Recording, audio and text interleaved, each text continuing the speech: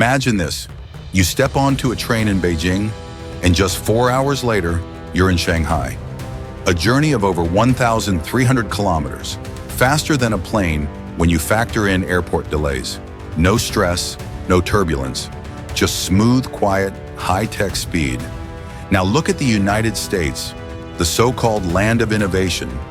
But if you want to take a train from New York to Chicago, that's a 19-hour ride. 19 hours. Meanwhile, China has built the most advanced high-speed rail network in the world. Over 42,000 kilometers of tracks. That's more than the rest of the world combined. How did they do it? Why is the US so far behind? And what does this mean for the future of transportation? Let's dive in. It started with a vision and a blank slate. In the early 2000s, China faced a massive problem. A population of over 1 billion people, but an outdated transportation system. Their highways overcrowded, choked with traffic, trucks and cars crawling at a snail's pace. Their airports at capacity, long delays, expensive tickets, endless security lines. And their rail network, it was stuck in the past, slow, inefficient, incapable of keeping up with the demands of a growing economy. China needed a game changer, something bold, something revolutionary. So they did something radical. They went all in on high-speed rail. While the US was spending trillions on highways and airports, China was building something different. Not just any trains, bullet trains. But they didn't just build tracks. They built an entire ecosystem. They studied the best. Japan's Shinkansen, France's TGV, Germany's ICE. They took the best technology in the world and made it even better. The result? A high-speed rail system that didn't just match the world's best, it surpassed them. Today, China has the largest and most advanced high-speed rail network on the planet, and they're not slowing down. So, how did China do it? They made 3 key moves. First, speed. China's bullet trains travel at 350 kilometers per hour.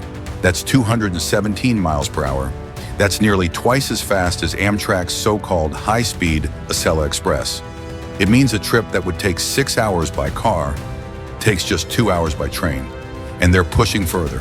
China is now developing maglev trains, floating on magnets. No friction, no wheels, speeds of over 600 kilometers per hour, faster than a commercial airplane. Second, scale. China didn't just build a few high-speed rail lines between big cities, they connected the entire country. Over 95% of China's major cities are now linked by bullet trains. Today, China has more high-speed rail than the rest of the world combined. A staggering 42,000 kilometers, 26,000 miles of high-speed rail. That's enough track to wrap around the Earth entirely. And by 2035, they plan to expand it to over 70,000 kilometers. Third, cost. High-speed rail is expensive, very expensive. But China made it affordable by doing something bold.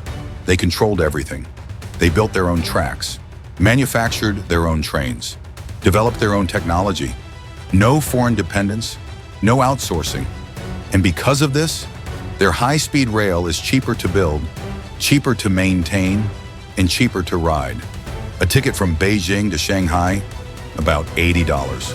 Compare that to a flight from New York to Chicago, $300 plus. No wonder billions of passengers choose the train. Now let's talk about the United States, because here's the shocking part. America invented the railroad. Back in the 1800s, the US had the most advanced rail network in the world. The Transcontinental Railroad, a marvel of engineering.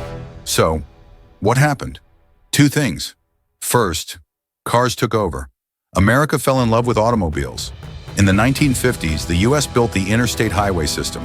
People wanted cars. Businesses wanted highways. Rail, forgotten. Passenger trains were neglected, underfunded, left to decay. Second, politics. In China, when the government decides to build a train, it gets built. No delays, no lawsuits, no endless debates. But in the US, every project gets stuck. Bureaucracy, environmental reviews, land disputes, political infighting. By the time a project gets approved, the costs have tripled.